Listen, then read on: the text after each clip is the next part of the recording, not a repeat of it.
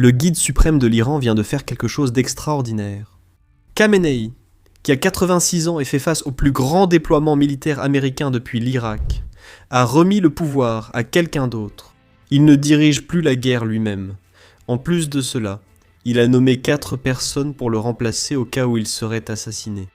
Tout cela se passe alors que des manifestations éclatent à nouveau dans tout le pays. En plus de cela, des explosions mystérieuses frappent des bases militaires iraniennes sans aucune explication des autorités. Tout converge, et le régime se prépare à la guerre et à sa propre chute. Laissez-moi vous montrer tout ce qui se passe et restez avec moi, car ce que Trump vient de révéler sur le massacre de janvier, eh bien, ce chiffre est presque impossible à croire. Tout commence ce matin. Ce matin, une explosion a frappé la base militaire Imam Ali près de l'ouest de l'Iran. De la fumée s'élève, mais aucune explication officielle. Depuis plusieurs jours, des explosions mystérieuses ont lieu dans tout le pays, sans déclaration officielle. Cette fois, c'était dans la province de Téhéran. De la fumée et du feu sont visibles depuis les zones résidentielles. L'explosion s'est produite à proximité d'une installation militaire souterraine présumée du CGRI.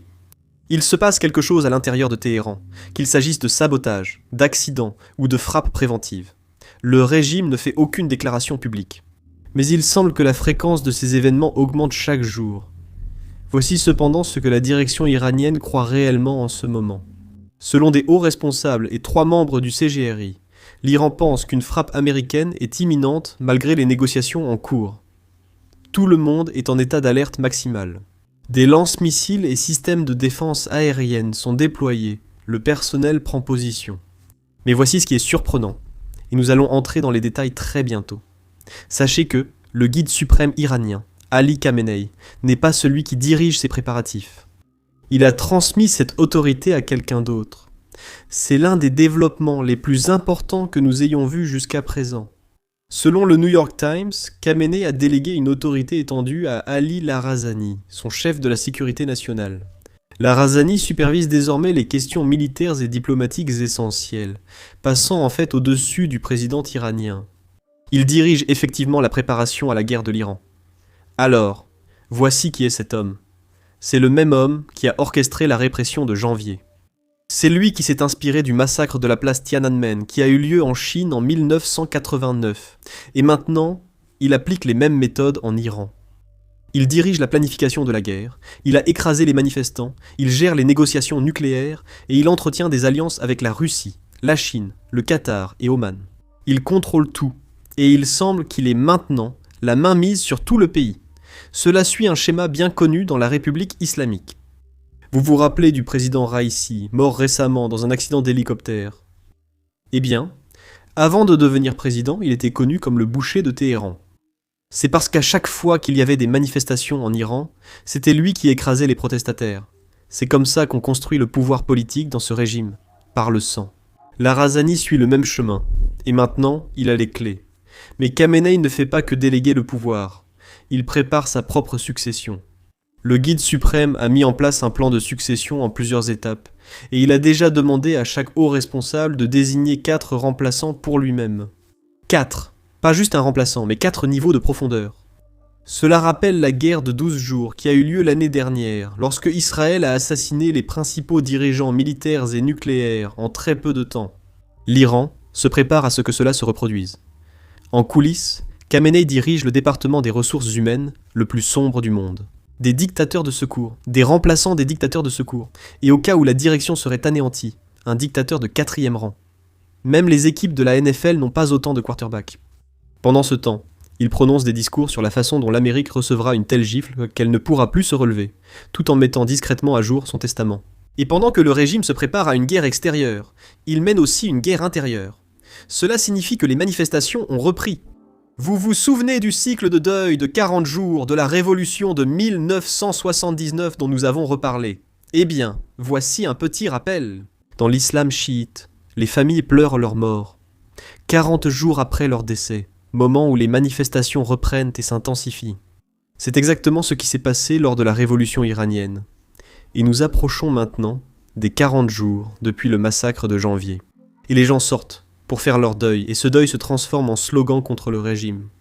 C'est exactement ce qui a fait tomber le Shah, et le même cycle commence à nouveau. Maintenant, ce n'est pas la seule chose qui se passe. Vous voyez, hier était aussi le premier jour du nouveau semestre, et les étudiants sont retournés à l'université. Le mécontentement des étudiants a immédiatement explosé et des manifestations ont éclaté. Des slogans contre le régime et Khamenei. La réponse du régime ? Des tirs à balles réels immédiats. C'est différent de décembre. À l'époque, ils avaient en fait attendu avant de commencer à utiliser des balles. Ils avaient attendu presque 2 semaines. Mais cette fois, ils ne prennent aucun risque. Peut-être ont-ils vu la rapidité de propagation des manifestations, ou peut-être que la pression américaine les pousse à bout. Le régime utilise des munitions réelles dès le début, ce qui risque d'augmenter le nombre de morts. Maintenant, chaque fois que je parle de manifestants tués par le régime iranien, pour une raison quelconque, nos vidéos sont signalées et restreintes. YouTube ne veut pas que les gens parlent de sujets qui ne sont pas adaptés aux annonceurs. C'est pourquoi, si vous pouvez nous aider à lutter contre l'algorithme en cliquant sur les boutons j'aime et s'abonner ci-dessous, cela fait vraiment une différence. Cela nous permet d'atteindre davantage de personnes pour qu'elles sachent ce qui se passe réellement. Je vais maintenant vous expliquer pourquoi l'Iran a si peur, car le déploiement d'Américains n'est pas seulement massif. Il devient de plus en plus important chaque jour. Sur votre écran, vous voyez le gigantesque pont aérien de l'US Air Force qui fonctionne depuis des semaines maintenant. Chaque jour, de gros avions de transport arrivent avec du matériel, des systèmes de défense aérienne, des avions de chasse, des ravitailleurs et des munitions. Ce n'est pas un déploiement ponctuel, c'est un flux continu. Chaque jour, on vous annonce un grand déploiement, et le lendemain, c'est encore plus important. Selon les experts, environ 40 à 50% de la puissance aérienne déployable des États-Unis se trouve désormais dans cette région. Permettez-moi de mettre cela en perspective. C'est comparable à la puissance aérienne que les États-Unis ont utilisée lors des guerres d'Irak, soit en 1991 sous Bush, soit en 2003 sous Bush fils. Jamais dans l'histoire, les États-Unis n'ont déployé autant de forces contre un ennemi potentiel sans lancer de frappe. C'est exactement ce que l'Iran observe. Alors, comment le régime iranien réagit-il ?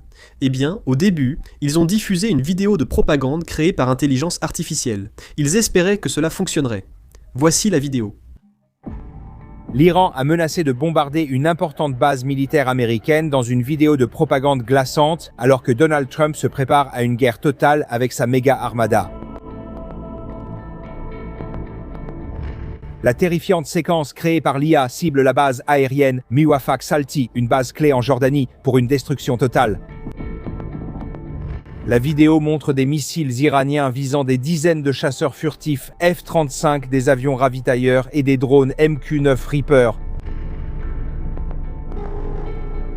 Les médias d'État iraniens ont diffusé un extrait la semaine dernière alors que l'armada croissante de Trump s'approche de l'État voyou. Le guide suprême, l'ayatollah Ali Khamenei, a averti Le pays ne baissera pas la tête face à la pression américaine pour accepter un accord nucléaire. Voici la vidéo publiée par le CGRI montrant ce qu'ils feront si les États-Unis frappent. Ils montrèrent des bases américaines et un message de défi. Reste à voir s'ils peuvent vraiment tout mettre en œuvre. Mais il semble qu'ils déploient du matériel. Une organisation de défense des droits de l'homme en Iran signale le déploiement de matériel militaire lourd à la frontière ouest. À l'écran, on voit des systèmes de roquettes gradés. Ces systèmes visent des engagements à courte et moyenne portée, haute intensité. Ils se positionnent pour une riposte. Ensuite, nous avons des images satellites qui nous montrent que l'Iran déploie des systèmes de défense aérienne russes S-300. Ces systèmes de défense aérienne étaient opérationnels lors de la guerre de 12 jours en juin dernier, mais n'ont pas été très utiles. Nous pensions que la plupart d'entre eux avaient été détruits, ou au moins endommagés. Alors voici la question. Sont-ils vraiment fonctionnels, ou s'agit-il simplement de leurres ? D'après les images satellites, le radar semble absent sur certaines photos. Il pourrait donc s'agir de leurres en plastique utilisées par l'Ukraine et la Russie sur le front. Qu'ils soient vrais ou faux, cela nous montre que les tensions sont à leur niveau maximal. Et voici la preuve de l'état chaotique dans lequel se trouve l'Iran en ce moment. Vous vous souvenez du F-4 iranien écrasé il y a 2 jours ? J'avais fait une vidéo dessus en évoquant une panne mécanique, car je n'avais pas encore les infos actuelles. Nous savons maintenant que c'est le CGRI qui a abattu son propre F-4. Ils pensèrent que c'était un avion étranger, et ils ont tiré un missile de défense aérienne. L'avion a été endommagé, mais heureusement il ne s'est pas écrasé. Néanmoins, le train d'atterrissage a été détruit. Ainsi, quand le pilote a tenté d'atterrir, l'avion n'a pas pu se poser correctement et le pilote est mort. Heureusement, le copilote a survécu. Certes, le tir ami est mauvais pour n'importe quelle armée, mais pour l'Iran, qui a à peine quelques avions opérationnels, cela doit être catastrophique. Tellement nerveux et paranoïaques face aux frappes imminentes, ils finissent par abattre leurs propres avions. C'est de la pure panique. Laissez-moi vous montrer 2 révélations du président Trump qui prouvent l'imminence de frappe. Marché conclu. Vous savez, le peuple iranien est très différent des dirigeants de l'Iran. Et c'est Très triste comme situation. Mais 32 000 personnes ont été tuées en relativement peu de temps. Ils allaient pendre 800 personnes il y a 2 semaines. Pendre, quelqu'un avec une grue. Ils le soulèvent avec une grande grue et ils l'exhibent sur la place. Ils allaient pendre 837 personnes. Et je l'ai prévenu, si tu pendais une seule personne, même une seule, tu allais être frappé sur le champ. Je n'allais pas attendre 2 semaines et négocier. Ils ont renoncé à la pendaison et n'auraient pendu personne, pas même les 837 personnes prévues. Mais non, j'ai beaucoup de peine pour le peuple iranien. Ils ont vécu en enfer, s'il vous plaît.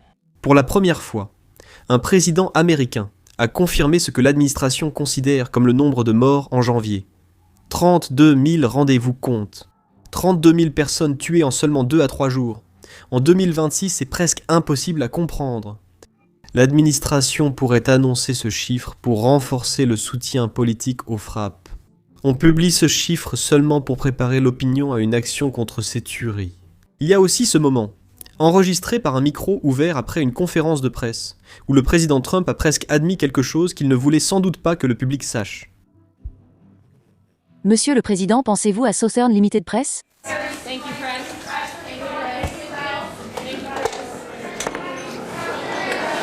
Je suppose que je peux dire que j'y réfléchis.